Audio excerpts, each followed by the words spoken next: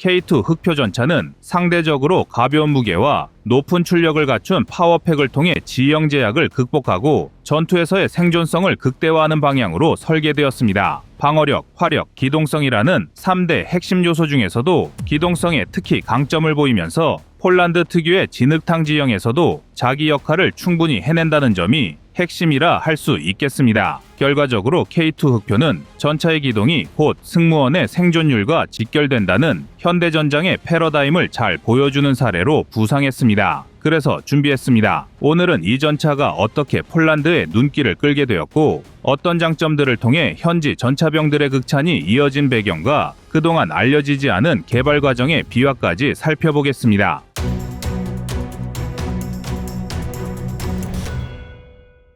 먼저 K2 흑표가 폴란드에 도입된 배경을 보면 무엇보다도 기동성과 운영 편의성이라는 요소가 결정적이었습니다. 폴란드는 여러 측면에서 유럽의 안보 요충지로 꼽히며 동쪽 국경을 중심으로 전차 운용에 대한 긴박한 요구가 오랫동안 쌓여 있었는데요. 기존 보유 전차들이 단순히 중량이 무겁다는 이유로 운용에서 애를 먹었던 사례가 적지 않았고 폴란드 특유의 습지 진흙 지형은 전차의 몸집과 하부 구조에 따라 민감하게 반응해왔습니다. 이때 K2 흑표는 55톤대의 전투 중량과 1500마력급 파워팩 그리고 능동 유기압식 서스펜션을 갖춰 지면 상황에 민감하게 대응할 수 있다는 점이 매력적으로 어필된 겁니다. 무거운 전차가 안정성을 상징하던 과거와 달리 현대전은 필요할 때 원하는 방향으로 재빨리 이동하여 포격하고 빠져나올 수 있는가를 중시합니다. K2 흑표는 이를 위해 차고를 조절할 수 있는 서스펜션을 도입하고 포탑과 차체에 디지털 시스템을 대거 적용했습니다. 이에 따라 지휘관이 시야를 확보하고 운전수가 지형에 맞춰 차량 높이를 세밀하게 조절하며 포수는 자동장전 장치와 최적화된 사격 통제 장비를 활용할 수 있게 되었습니다. 즉, 승무원 각자 맡은 역할이 뚜렷이 분리되면서도 유기적으로 연결된다는 의미입니다. 운용 측면에서 K2 흑표가 특히 주목받는 이유 중 하나는 정비 편의성과 높은 내구성에 대한 실전 검증입니다. 모듈식 설계가 적용되어 엔진과 변속기를 하나의 파워팩으로 묶어 관리하고 차량 내 여러 부품도 교체나 보수가 용이하도록 표준화했습니다. 전차는 전장 한복판에서 기동이 멈추는 순간 생존 가능성이 급락하기에 문제 발생 시 최대한 짧은 시간 안에 복구가 이루어져야 합니다. K2 흑표는 이를 전제에 개발되었고 지금까지 실사격 훈련과 혹독한 환경에서의 야외 기동을 통해 적잖은 경험치가 쌓였습니다. 이 전차가 탄생할 때 그려졌던 큰 그림을 한번 되짚어 보겠습니다. 초기 구상 단계에서 한국의 지형이 산악지대가 많고 도로 인프라가 제한적인 상황임을 고려했기에 민첩한 기동성과 전천후 작동 안정성을 대단히 중요하게 여겼습니다. 그래서 핵심 개발진들은 운용 경험과 시뮬레이션 데이터를 교차 검증해 가벼운 무게와 높은 마력의 결합이라는 틀을 초기에 확정지었습니다. 이후 연구 과정에서 전차 주포를 더 큰 구경으로 교체하자는 의견도 있었지만 그에 따른 무게 증가와 복잡도를 감수하는 것보다는 120mm 55구경장 주포를 최대 성능으로 운용하되 기동성을 배가하는 게 낫다는 결론이 내려졌습니다. 여기서 흥미로운 비화가 있는데요. 초창기 테스트에서 서스펜션의 유압 제어 시스템이 예민하게 반응하여 급격한 지형 변화에 대응할 때 지나치게 차량이 들썩이는 현상이 보고되었습니다. 이 문제로 인해 개발진이 지상 테스트 때 수차례 컴퓨터 시뮬레이션 값을 수정했으며 결국 전차 하부 구조와 서스펜션을 꽤 오랫동안 재설계한 뒤에야 지금의 안정적인 K2가 완성되었다고 합니다. 외부적으로는 현수장치 개량 정도로만 알려졌지만 실은 기초부터 다시 손봐야 했던 셈입니다. 이처럼 기동 안정성이 강조된 K2 흑표는 폴란드 입장에서 험지에서도 가라앉지 않고 움직일 수 있는지라는 고민에 대한 확실한 해답이 되었습니다. 기존에 사용하던 전차들은 습지나 진흙탕에서 좌우 궤도 회전이 균형을 잃으면 그대로 궤도가 빠지고 차량이 빠르게 탈출하기 어려운 사례가 많았습니다. 반면 K2는 총중량이 여타 서방 전차보다 수톤 이상 가벼워 지면에 덜 박히고 빠져나오는 것도 상대적으로 수월하다는 장점을 보여줍니다. 여기에다 내부 환경이 쾌적하다는 점도 강점으로 언급됩니다. 전차 승무원은 한정된 공간에서 하루 혹은 며칠씩 생활할 수도 있는데 냉난방 시설과 인체공학적 자리 배치를 통해 업무 효율과 피로도를 최소화시키는 설계가 적용되었고, 이것이 폴란드군 훈련 현장에서도 긍정적인 반응을 이끌어냈습니다. 실제 장거리 야외 훈련 시 과거 구형 전차에서는 피로 누적과 장비 조작 불편으로 인해 사고 위험이 높아지는 경우가 있었으나 K2는 전자장비와 환경지원 체계가 보강된 만큼 승무원의 피로도가 크게 줄었다는 평가가 이어집니다. 폴란드가 K2 흑표를 추가 도입하며 현지 생산이나 부품 조달까지 확장하려는 움직임은 결국 장기적 유지 보수를 염두에 둔 결정입니다. 전차라는 무기 체계는 단순히 가져와서 몇 번 쓴다고 끝이 아니라 수십 년을 운용하면서 업그레이드와 부품 교체를 반복해야 하는 자산입니다. 따라서 해당 무기를 실제로 운용하는 폴란드 업체나 군수 지원 체계가 일정 수준 이상 참여하지 못하면 전시 상황에서 곧바로 기동 전력을 유지하기가 힘들어집니다. K2는 모듈화가 되어 있고 전자장비가 표준화되어 있어 관련 기술을 이전받은 현지 업체가 일정 범위 안에서 생산과 정비를 담당할 수 있다는 이점이 있습니다. 특히나 나토 체계 아래에서 폴란드가 차세대 전차를 여러 나라와 함께 굴릴 수 있다면 상호 운용성과 공용 부품, 그리고 훈련 교범 공유 등이 훨씬 수월해질 것입니다. 폴란드가 주변 동유럽 국가들과 협력해 나가는 그림을 그리는 이유도 여기에 있습니다. 동맹국들과 전력을 통합하면 유지비 절감뿐만 아니라 효율적인 군수 지원망을 구축할 수 있기 때문입니다. 만약 K2 흑표가 이 지역에서 성공적으로 뿌리를 내리게 된다면 한국 방상 위협은 물론 폴란드와 주변국의 방위산업 기반이 함께 성장하는 결과로 이어질 가능성이 높습니다. 전차의 성공 여부는 최종적으로 실제 병사들이 사용하는 환경에서 결정된다고 봐야 합니다. K2 흑표가 폴란드 현지 훈련장에서 값진 실적을 거둔 이유는 공격뿐 아니라 방어와 기동 전술 측면에서도 효과를 확인했기 때문입니다. 험준한 지형이 많고 겨울이 길며 갑작스러운 기상 변화가 잦은 폴란드에서 전차 부대가 생존하고 적을 압박하려면 먼저 탄약과 물자를 신속히 보급받고 장애물이나 자연지형을 빠르게 돌파할 능력이 중요합니다. K2는 전장에서의 고장률이 적고 정비가 용이하며 장시간 기동에도 파워팩이 견뎌주는 모습을 보여줬습니다. 한편 화력 부분에서도 여러 장점이 부각됩니다. 전차전에서 주포의 포구 속도와 관통력, 그리고 화력 통제 장치의 정확도는 승패를 좌우할 수 있습니다. K2는 높은 초속을 유지하는 120mm 55 구경장 주포를 탑재했고, 여기에 자동 장전 장치가 적용되면서 실제 사격 속도가 빨라졌습니다. 또한 디지털 사격 통제 시스템이 통합되어 목표물을 조준하는 과정에서 다양한 열상광학 데이터를 활용함으로써 기동 사격의 정확도가 향상되었다는 점도 보고되고 있습니다. 이 부분은 실전 상황에서 단 한 발의 사격 기회가 있을 때 적 전차를 먼저 제압할 수 있는가의 문제와 직결되기에 매우 중요합니다. 개인적으로 K2 흑표가 가진 가장 큰 의의는 한국이 단순히 무기 수출을 넘어 세계적인 수준의 방위산업 역량을 입증하는 지표가 되었다는 점입니다. 초기에는 한국이 독자적으로 설계한 전차가 얼마나 통할까라는 의구심도 있었지만 실제로 한국군에서 여러 해 동안 운용 경험을 축적하고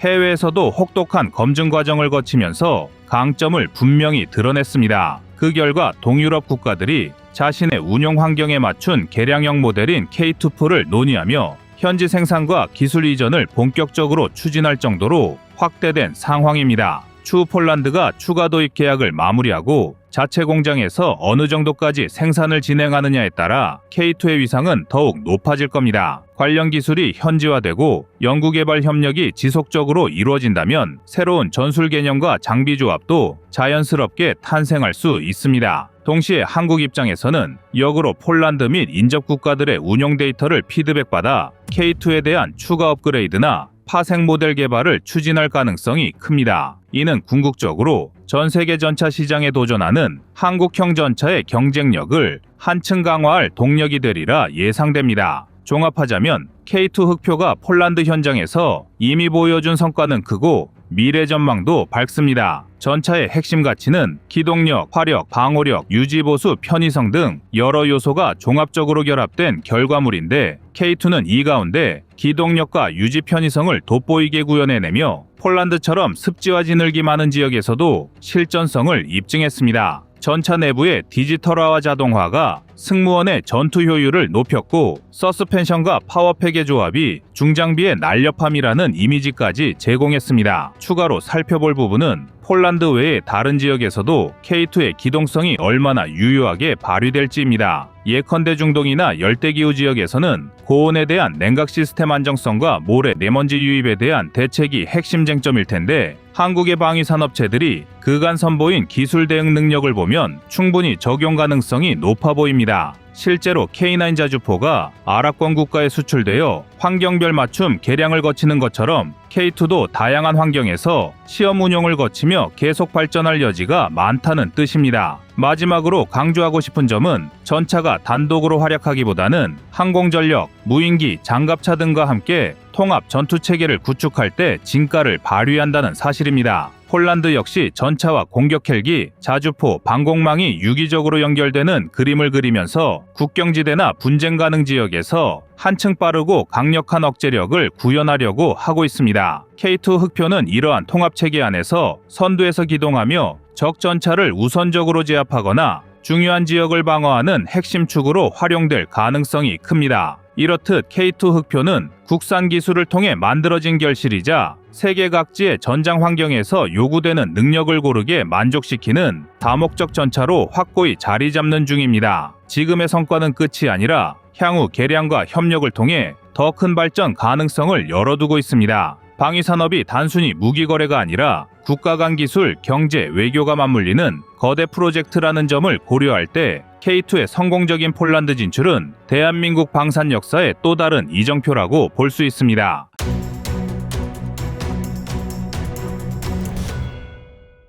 다음은 25년 3월 5일 슬로바키아 K2PL 영상입니다. 현재 슬로바키아는 우크라이나와 국경을 맞대고 있어 러시아의 군사 위협에 철저한 대비가 필요한 상황이지만 단연간 신규 전차 도입은 지지부진한 상태입니다. 독일의 레오파르트 2A 에이스는 너무 비싼 가격 때문에 슬로바키아 군 당국을 골치 아프게 만들었고 이에 대한 마땅한 대안을 찾는 것은 쉽지 않았는데요. 오죽하면 슬로바키아는 노르웨이가 CV90 장갑차를 기반으로 제작한 파생형인 CV90-120T를 도입하려 검토하기도 했습니다. 노르웨이의 CV90-120T는 일반적인 경전차와 달리 120mm 활강포를 탑재할 수 있어 경전차 중에선 매우 뛰어난 성능을 보유하고 있지만 러시아의 주력 전차를 상대할 정도는 아닙니다. 경전차는 어디까지나 얇은 장갑판과 상대적으로 빈약한 화력으로 인해 적 전차와 맞상대를 할 수준은 아니며 같은 120mm 활강포를 장착하더라도 체급의 한계상 절대로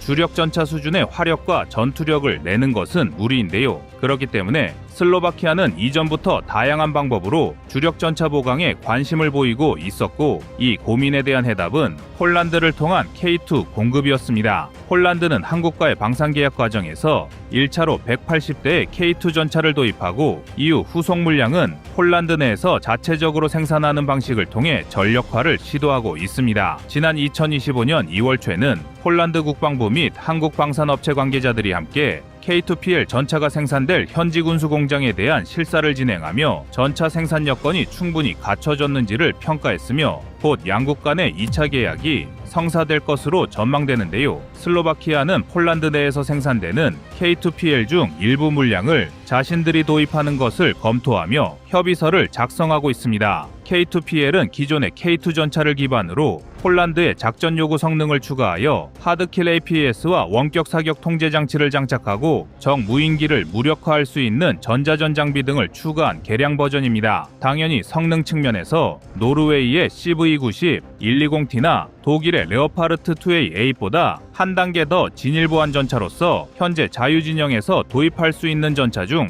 러시아의 주력 전차를 제압하는데 최적화된 성능을 보유하고 있습니다. K2 전차는 국내 기술로 개발된 120mm CN08 활강포를 사용하며 텅스텐 날탄을 사용함에도 불구하고 열화 우라늄탄을 사용하는 전차들과 대등 이상의 관통력을 보유하고 있습니다. 여기에 전투 중량이 60톤을 넘기지 않는데 이러한 중량은 동유럽 지역에선 매우 큰 전략적 강점입니다. 사실 K2 전차의 전투 중량이 M1 에이브람스나 레오파르트 2 등 다른 경쟁 전차보다 가볍게 제작된 이유는 한국군의 도하 역량 때문이었습니다. 한국은 작전 지역의 특성상 하천이 많은 한반도에서 전차와 공병의 협업이 중요했고, 개발 당시 우리 군의 도하 장비 능력을 고려하여 60톤을 넘기지 않도록 설계하였는데요. 이를 두고 일각에선 전차가 너무 가벼워 방어력에 문제가 발생할 것이란 지적을 남기기도 했습니다. 통상적으로 전차 중량의 상당 부분은 장갑판의 무게가 차지하기 때문에 전차의 중량 감소를 두고 방어력을 지적하는 시각은 일견 타당해 보이기도 했었습니다. 하지만 오히려 전차의 중량이 너무 과도하게 올라가게 되면 특정 지역에선 기동의 제약을 많이 받게 되는데, 특히 동유럽은 무거운 전차들의 기동이 제한되는 사례가 빈번하게 발생하는 지역입니다. 한국군의 도하 여건을 감안하며 설정한 60톤 이하의 전차 중량이 되려 동유럽 일대에선 기동성의 강점을 불러오는 나비 효과가 된 것입니다. 이는 한국이 차세대 전차인 K3 전차의 중량도 유럽 일대의 수출을 고려하여 60톤을 넘기지 않기로 결정한 것과 무관하지 않은데요. 여기에 현대전장에서 전차의 천적으로 부상하는 무인기를 제압할 전자전 장비와 적의 대전차 미사일을 요격할 하드킬 APS까지 탑재되었으니 슬로바키아 입장에서도 전천후로 활약할 K2 전차를 탐내고 있는 것입니다. 그리고 폴란드를 통해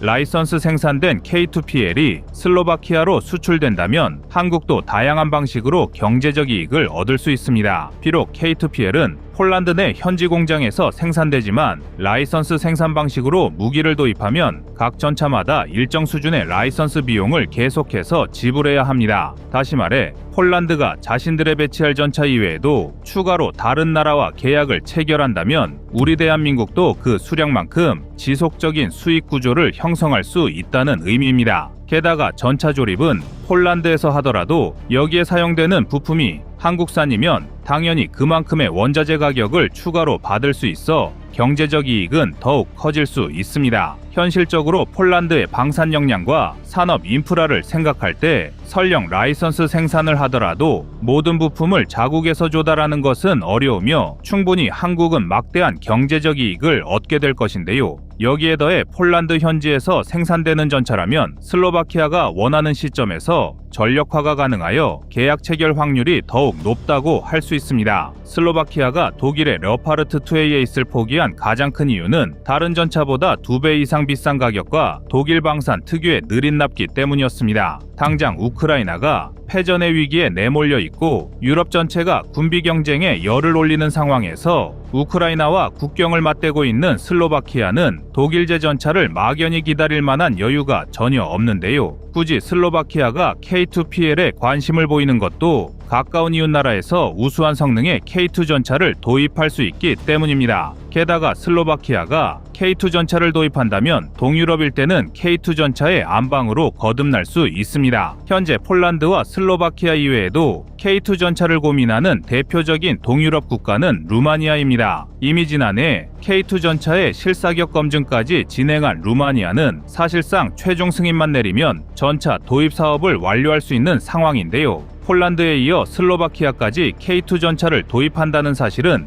루마니아 정부가 K2를 최종 선택하는데 많은 영향을 미칠 수 있습니다. 그도 그럴 게 유럽의 지도를 살펴보면 폴란드, 슬로바키아, 루마니아는 모두 우크라이나와 국경을 맞대고 있으며 폴란드와 슬로바키아는 상호 간에도 국경을 맞대고 있습니다. 그리고 루마니아는 슬로바키아와 직접 국경이 닿아 있는 것은 아니지만 두 국가 사이에 헝가리가 위치하고 있을 뿐 지리적으로는 상당히 가깝다는 것을 볼 수 있습니다. 그리고 이러한 지리적 조건은 궁극적으로 러시아가 우크라이나를 넘어 동유럽으로 군사력 확장을 시도한다면 폴란드, 슬로바키아, 루마니아가 일종의 연합전선을 구축해야만 한다는 것을 의미합니다. 그런데 만약 각국의 주력 전차가 완전히 다른 체계의 전차로 구성된다면 세 나라는 서로를 지원하고 유기적으로 임무를 수행하는 것이 쉽지 않아진다는 문제가 생기는데요. 반대로 K9 자주포는 이미 폴란드를 비롯하여 에스토니아, 핀란드, 루마니아 등 러시아의 군사적 위협에 직간접적으로 노출된 여러 나라들이 공동으로 사용하고 있습니다. 이들은 함께 K9 실사격 합동훈련을 진행하며 군사적 교류를 증진하고 자주포 운영 교리를 주고받으며 러시아에 간접적으로 자신들의 화력을 선보이고 있으며, 이러한 K9의 사례는 전차 분야에서도 동유럽 국가 간의 긴밀한 협력과 공동 운용이 중요하다는 것을 방증합니다. 즉, 폴란드와 슬로바키아가 연달아 K2 전차를 도입하고 국경 지역에 실전 배치한다면 K2 도입을 고심하는 루마니아도 전략적 관점에서 K2 도입을 확정할 수 있다는 것을 뜻하는데요. 그렇게 된다면 K9 유저 클럽에 이어 K2 유저 클럽이 창설되는 것도 불가능한 일은 아닙니다. 여러분의 생각은 어떠신가요?